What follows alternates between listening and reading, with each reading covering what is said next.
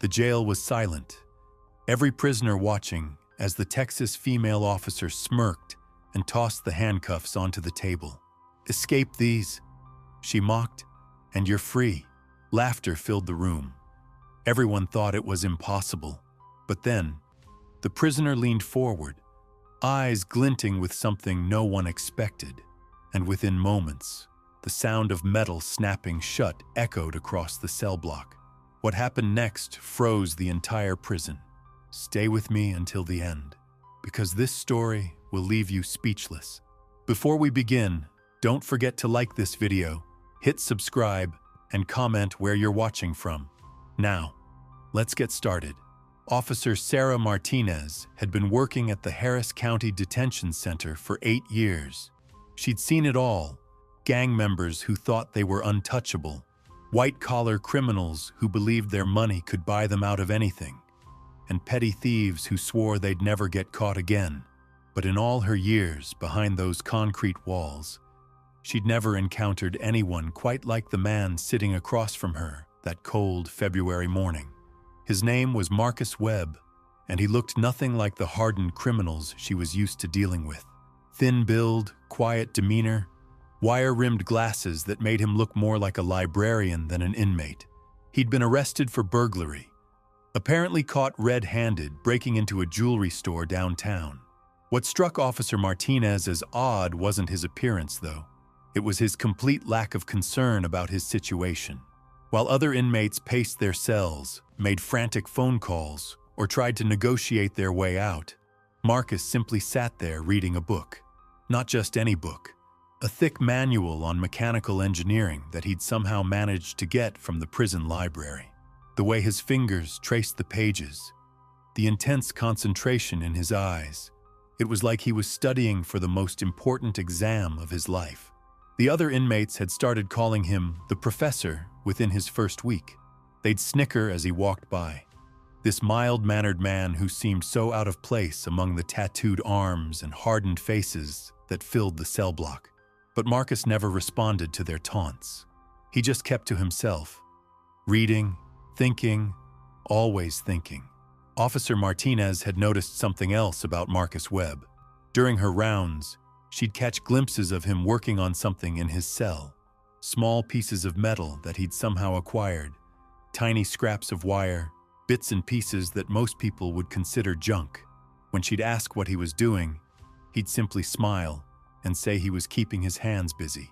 The truth was, Marcus Webb had a secret that no one in that prison knew about. Before his arrest, before the jewelry store incident that landed him behind bars, he had been one of the most skilled locksmiths in the state of Texas. Not just any locksmith, a specialist who worked with high-security systems, bank vaults, and government installations.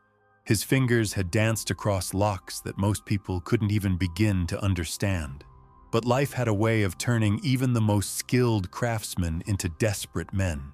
When his daughter needed surgery that insurance wouldn't cover, when the medical bills started piling up higher than his monthly income, Marcus had made a choice that haunted him every single night. One job, he told himself. One score to pay for his little girl's operation, and then he'd never touch another lock illegally again. Except he got caught. And now, instead of saving his daughter, he was sitting in a concrete box, counting down the days until his trial. Officer Martinez didn't know any of this background when she walked into the recreation room that Tuesday afternoon.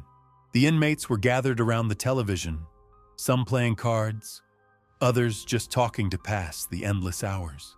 It was during these moments that tensions usually ran highest, when boredom mixed with frustration and created the perfect storm for trouble.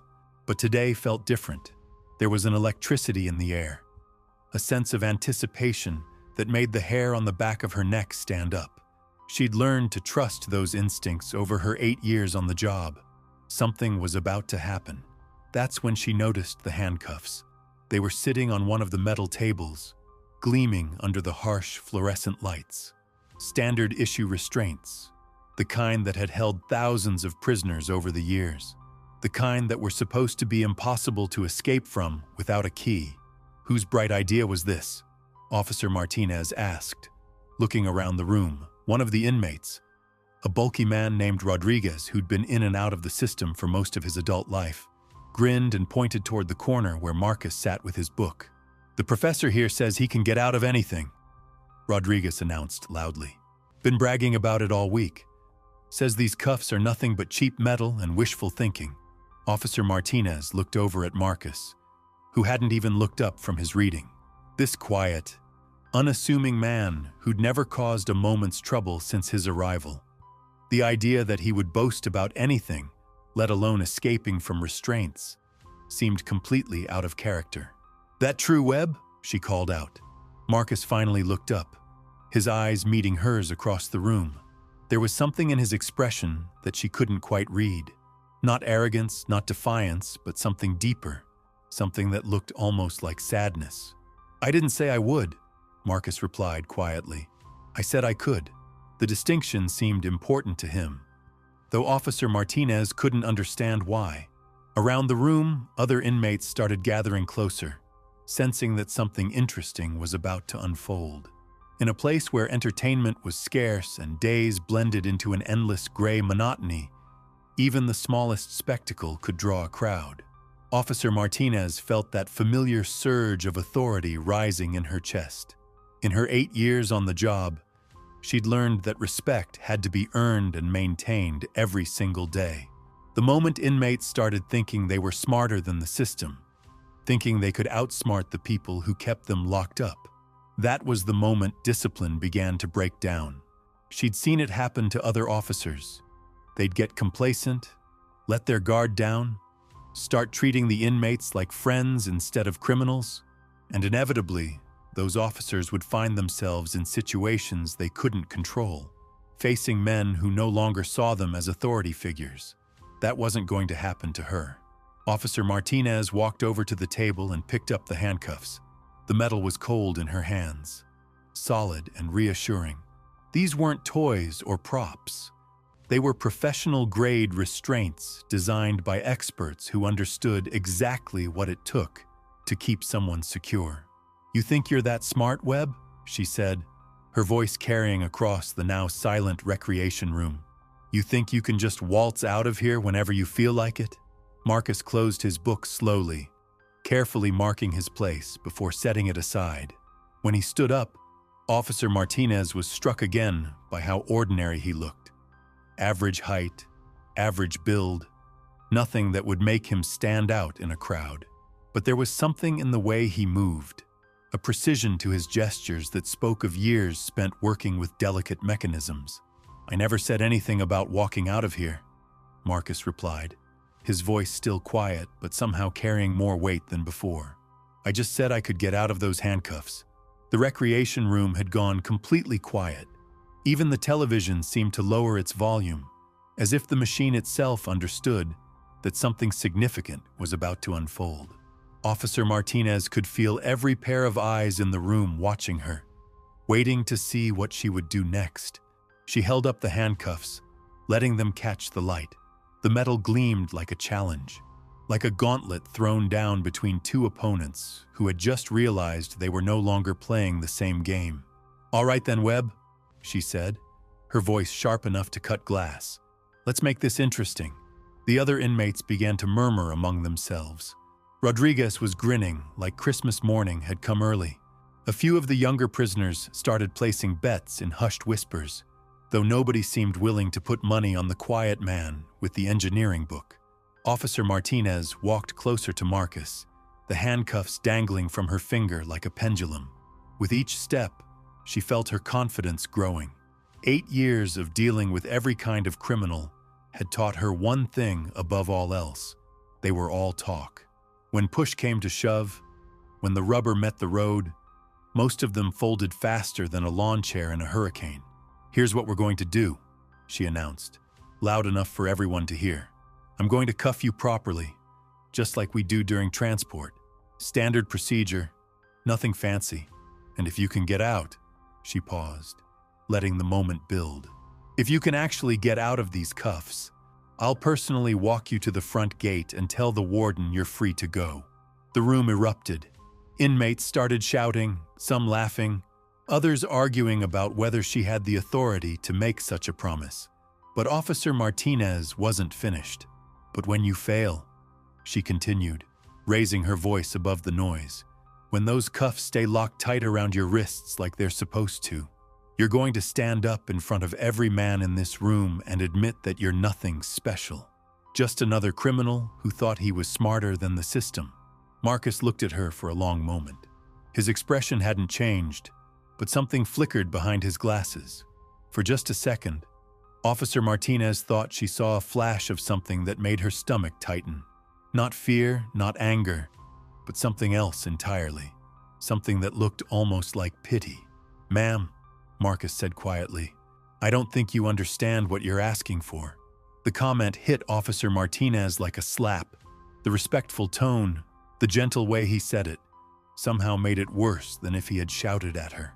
It was the kind of thing you'd say to someone who was about to make a terrible mistake, someone you were trying to protect from their own poor judgment. "Oh, I understand perfectly," she shot back. "I understand that you've been filling these men's heads with stories about how clever you are, how you're different from all the other criminals who've walked through these doors. Well, let me tell you something, Webb. I've seen 1,000 guys just like you, guys who think they're special, who think the rules don't apply to them. And every single one of them learned the same lesson eventually." Marcus nodded slowly, as if he were considering her words carefully. "And what lesson is that, Officer Martinez? That this badge means something, that these walls mean something, that when we lock you up, you stay locked up." The silence that followed was deafening. Even the television seemed to hold its breath. Marcus looked around the room, taking in the faces of the other inmates. The concrete walls, the barred windows that let in just enough sunlight to remind everyone what they were missing. Finally, he spoke. "All right, Officer Martinez, I accept your terms." The room exploded again, but this time Officer Martinez was ready. She raised her hand for silence, and to her surprise, the inmates actually listened. There was something about the moment that commanded respect, even from men who had spent their lives rejecting authority. "Everyone back up," she ordered. "Give us some room." The inmates formed a rough circle around the metal table where the handcuffs had been sitting. Officer Martinez could see the anticipation in their faces, the hunger for entertainment that came from months or years of boredom. But underneath that, she sensed something else, a kind of hope that she couldn't quite understand. Marcus walked to the center of the circle, moving with that same measured precision she'd noticed before. He didn't hurry, didn't show any signs of nervousness. If anything, he seemed more relaxed than he had all week. "Before we begin," he said, addressing the room, "I want everyone to understand something. This isn't about proving I'm better than anyone else. This isn't about disrespecting Officer Martinez or the job she does. This is just about showing that sometimes the impossible is only impossible until someone shows you how it's done." Officer Martinez felt her jaw clench. Even now, facing what should have been his humiliation, Marcus was managing to sound like a professor giving a lecture. It was infuriating. "Enough talk," she said, pulling out her keys. "Turn around, hands behind your back." Marcus complied without hesitation. Officer Martinez snapped the cuffs around his wrists with practiced efficiency, making sure they were tight enough to be secure, but not tight enough to cut off circulation. Standard procedure, just like she'd promised. The sound of the metal clicking into place echoed through the room like a death knell. Several inmates shifted nervously. This was the moment of truth, when grand boasts would meet cold reality. Officer Martinez stepped back, crossing her arms. "There you go, Webb, properly secured, just like every other prisoner in this facility. Now let's see this magic trick of yours." Marcus flexed his fingers, testing the restraints. The handcuffs held firm, just as they were designed to do, just as they had held firm for thousands of prisoners before him. "These are good cuffs," he said conversationally, as if he were discussing the weather. "Smith & Wesson Model 100, if I'm not mistaken. Chain-linked, not rigid bar. Double-locked mechanism to prevent shimming. The steel is hardened, probably around 45 on the Rockwell scale. designed to withstand over 2,000 pounds of tensile strength. Officer Martinez felt a chill run down her spine. The casual way he rattled off the specifications, like he was reading from a manual, was unsettling. But she pushed the feeling aside. Technical knowledge was one thing. Actually getting out of the cuffs was another entirely. "Very impressive," she said sarcastically. "Now stop stalling and get to the part where you admit you can't do what you claimed." Marcus smiled for the first time since she'd known him. It wasn't a triumphant smile or a mocking one. It was sad, almost apologetic, like he was about to disappoint everyone in the room. "Officer Martinez," he said softly, "I tried to warn you." And then he did something that made everyone in the room take a step backward. He dislocated his thumb. The pop of the joint separating was audible in the silent room. Several inmates gasped. One of the younger prisoners actually turned away, unable to watch. But Marcus didn't even flinch. His face remained completely calm, as if he had just adjusted his collar. With his thumb now lying flat against his wrist at an impossible angle, his hand had shrunk just enough to slip through the cuff. The process took less than 10 seconds. One moment he was securely restrained. The next he was holding the empty handcuffs in his hands, like a magician who had just made a dove appear from thin air. The recreation room erupted into chaos. Inmates shouted, cursed, and stumbled backward as if they'd witnessed something supernatural. Rodriguez's jaw hung open like a broken gate. The younger prisoners who'd been placing bets suddenly found themselves scrambling to figure out what had just happened. But Officer Martinez stood frozen, staring at the empty handcuffs dangling from Marcus's fingers. Her mind struggled to process what she'd just witnessed. In 8 years of law enforcement, through countless training sessions and real-world situations, she'd never seen anything like it. "How?" she whispered, the word barely escaping her lips. Marcus gently popped his thumb back into place with another soft click. The casual way he did it, like he was cracking his knuckles, made several inmates wince. "Ehlers-Danlos syndrome," he said quietly. "Joint hypermobility disorder. My joints can dislocate and relocate without significant pain or damage. It's actually more common than people think." The medical terminology hung in the air like smoke. Officer Martinez felt her world tilting sideways. Everything she'd believed about security, about the systems designed to keep dangerous people contained, suddenly seemed fragile as tissue paper. "That's impossible," she stammered. "Those cuffs are rated for maximum security. They're tested by experts. They're designed for normal human anatomy," Marcus interrupted gently.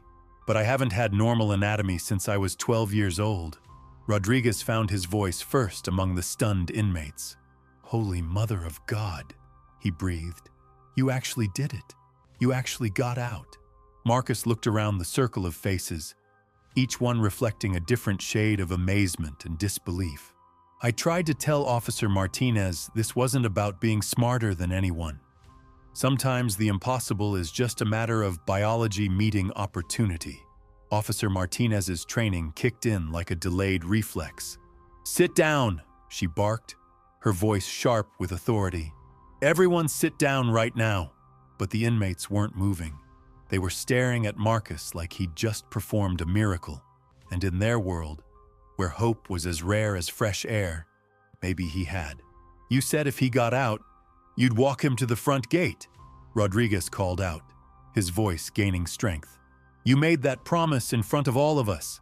"I was obviously joking," Officer Martinez snapped back. "You think I have the authority to just release prisoners? You think that's how the system works?" Marcus held up his hand, and surprisingly, the room quieted. "She's right," he said simply. "Officer Martinez doesn't have that kind of power, and I wouldn't ask her to risk her job over a demonstration." The disappointment that rippled through the crowd was palpable. Several inmates started muttering about corrupt systems and broken promises.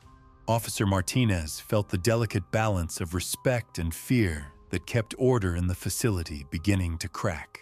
But Marcus wasn't finished talking. "However," he continued, his voice carrying a new edge that made everyone lean forward, Officer Martinez did make that promise publicly, and in here, a person's word is all they really have. The temperature in the room seemed to drop 10 degrees. Officer Martinez felt every eye boring into her, weighing her response. She understood that this moment would define how every inmate in the facility saw her from now on. "What are you suggesting, Webb?" she asked, her voice tight. Marcus set the handcuffs gently on the table between them. "I'm suggesting that maybe there's a middle ground, something that honors your word without putting your career at risk." Officer Martinez studied his face, looking for traces of mockery or manipulation, but all she saw was the same quiet intelligence that had puzzled her since his arrival. "I'm listening. My daughter needs surgery," Marcus said, his voice dropping to barely above a whisper. "Spinal fusion to correct severe scoliosis. Without it, she'll be wheelchair-bound before her 15th birthday. The procedure costs $80,000, and our insurance covers maybe half."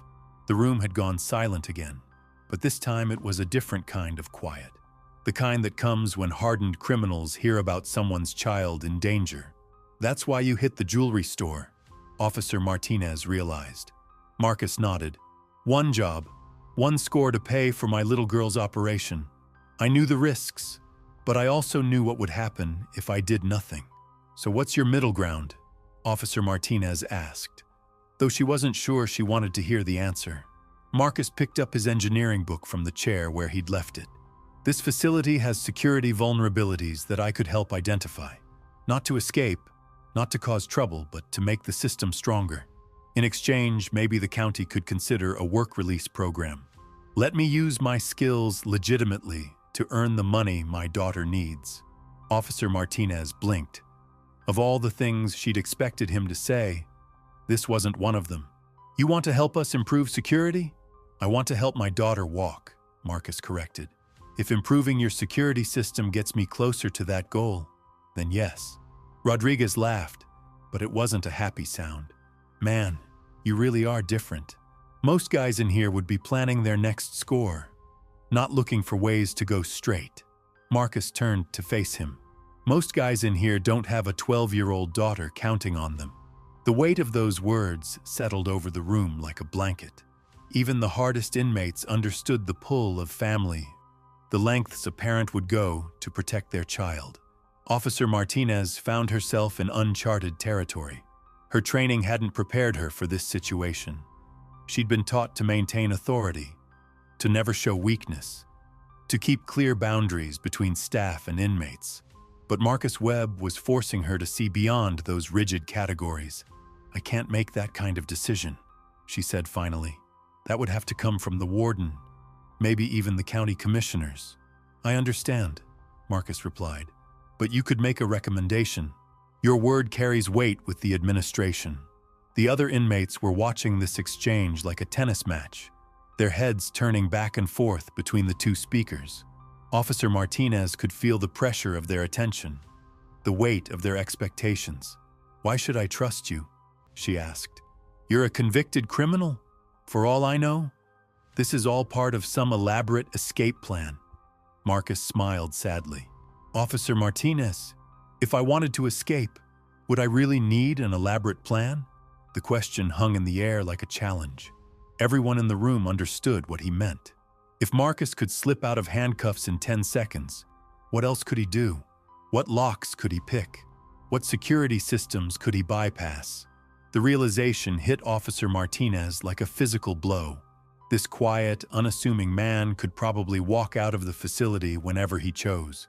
The fact that he was still here, still following the rules, still sleeping in his cell every night, meant something important. "You're saying you could leave anytime you want?" she said slowly. "I'm saying that escaping would be the easy part," Marcus replied. "Living with myself afterward would be impossible. My daughter needs a father she can be proud of, not a fugitive who spent the rest of his life looking over his shoulder." Rodriguez shook his head in amazement. "You're either the most honest man I've ever met, or the craziest." "Maybe both," Marcus admitted. Officer Martinez felt something shifting inside her chest, a loosening of the tight control she'd maintained for 8 years. Looking at Marcus Webb, She didn't see a criminal anymore.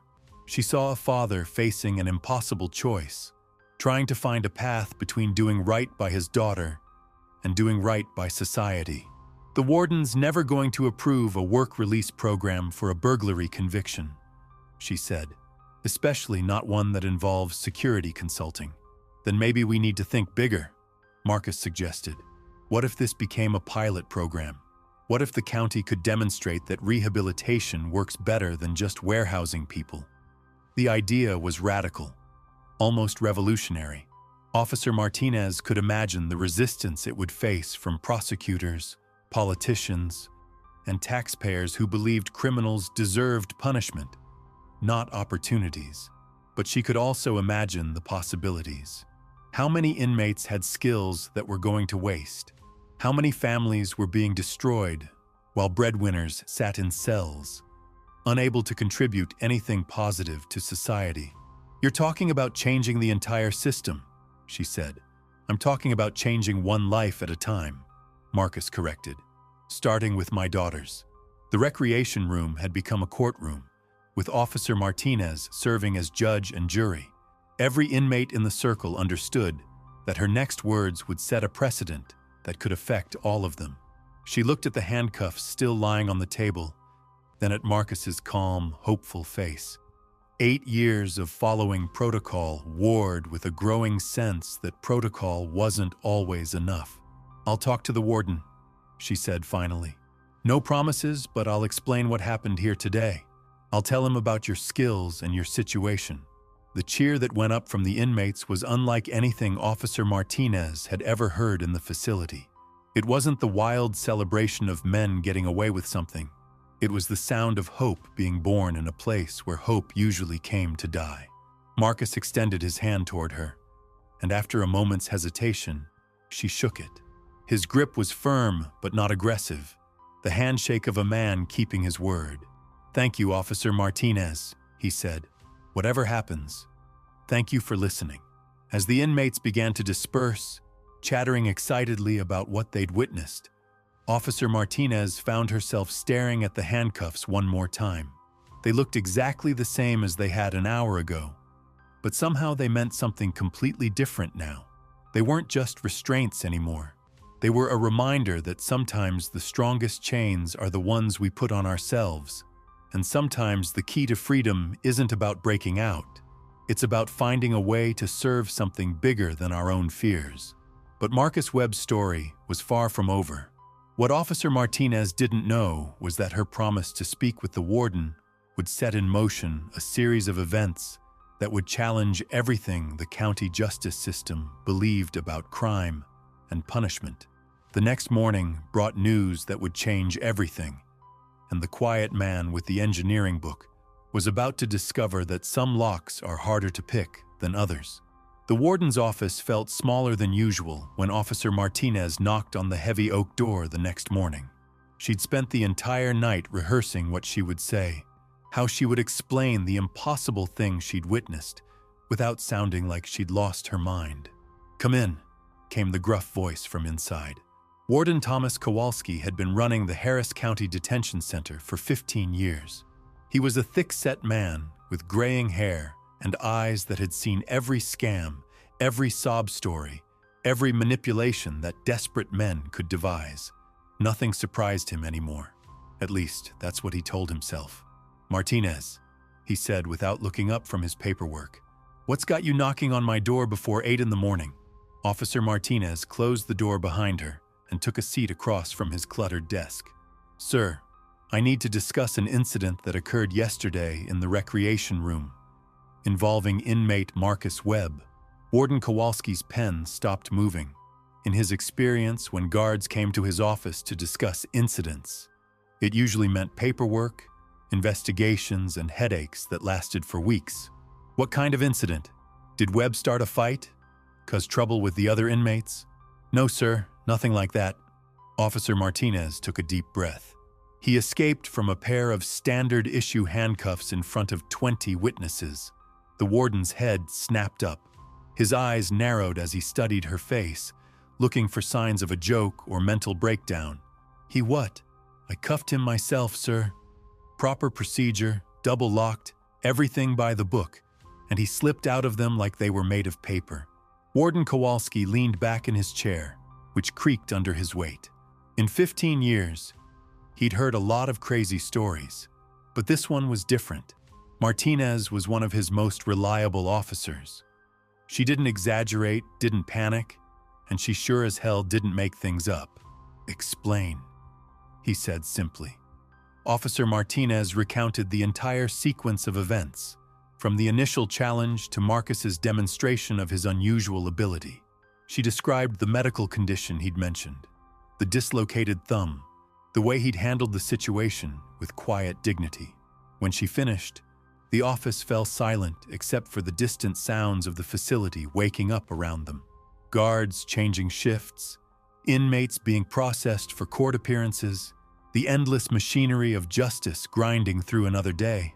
Joint hypermobility, the warden mused. "I've heard of it, but I've never seen anything like what you're describing." "Neither had I, sir, but I watched him do it with my own eyes." Warden Kowalski stood up and walked to the window that overlooked the main yard. Below, inmates were being escorted to their work assignments.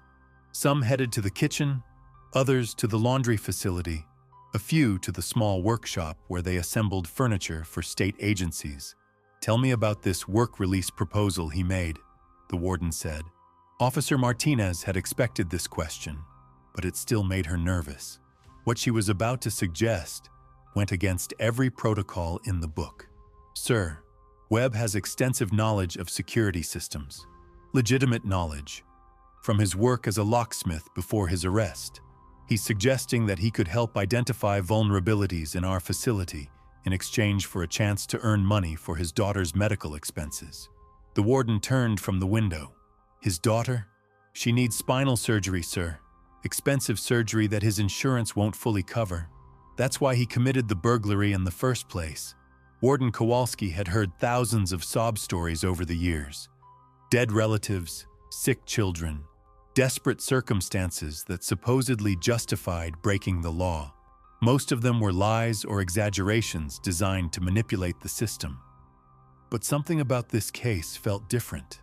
"What do you know about Webb's background?" he asked. 3 months later, Marcus Webb walked out of the Harris County Detention Center through the front gate, but not as an escaped prisoner. He walked out as the lead consultant for the county's new Rehabilitation and Security Assessment program. His daughter's surgery successfully completed with the money he'd earned legitimately. His case became the blueprint for a revolutionary approach that changed how the justice system viewed redemption. Officer Martinez, now promoted to program director, learned that sometimes the most powerful key to freedom isn't breaking the system. It's finding the courage to unlock its potential for change.